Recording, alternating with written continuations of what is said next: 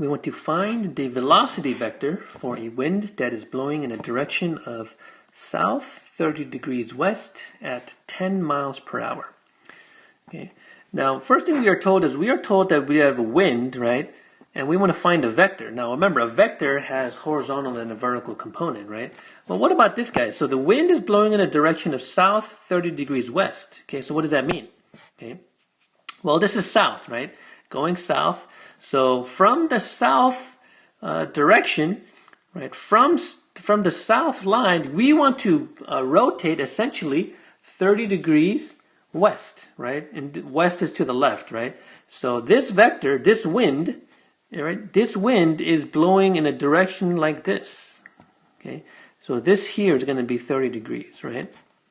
Okay, so once again, from the south direction, we're going to rotate 30 degrees west, or 30 degrees to the left, right, or clockwise here. Okay. We also know that the magnitude of this guy, right, the magnitude of this vector, the magnitude is equal to 10, right, which is the length of the vector. So the question is just to find the velocity vector, right? So remember, the velocity vector, okay, is going to require us to find the horizontal and the vertical components, right? Graphically, we can think of it this way, right? We want to find this length here, right? We want to find this length here, and then we want to find this length right here, okay? And that'll give us the horizontal and the vertical components, right? This will be A, and this is going to be B. Okay, so how do we do that? Well, let's think about it. We have the magnitude, and we also have the angle, right? And that's sort of the key, right? Well, what is this angle here? Okay, what is this angle that we make? Okay, so the key is that we know that this is 30 degrees right here, right? We have the 30 degrees right here, which means that this is 60 plus this 180 right here. Okay, so we know that this angle, whatever it is, right, in this case, it's going to be 240 degrees, right? So we can get the components, okay, using the magnitude times cosine of theta, and this is I, which is the horizontal component, plus the magnitude times sine of theta, and this will be J, right, which is the vertical component. Okay.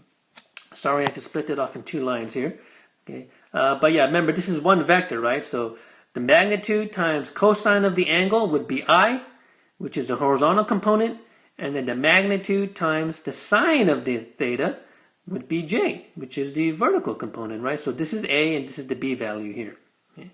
So we have the magnitude, we have the angle. Let's just go ahead and plug everything in here, right?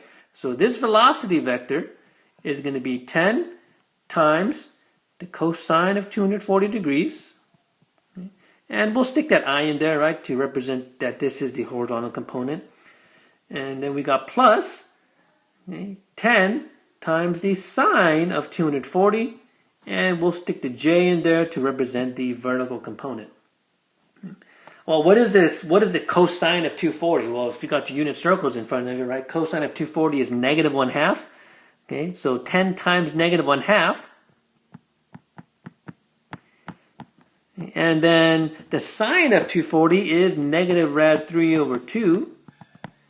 And then we'll just go ahead and combine this and simplify everything, right? So this vector, right, the velocity vector is negative 5I, okay, minus 5 radical 3J, right? And that's going to be the answer here, right? So the horizontal component is going to be negative 5, which is essentially this length right here, right?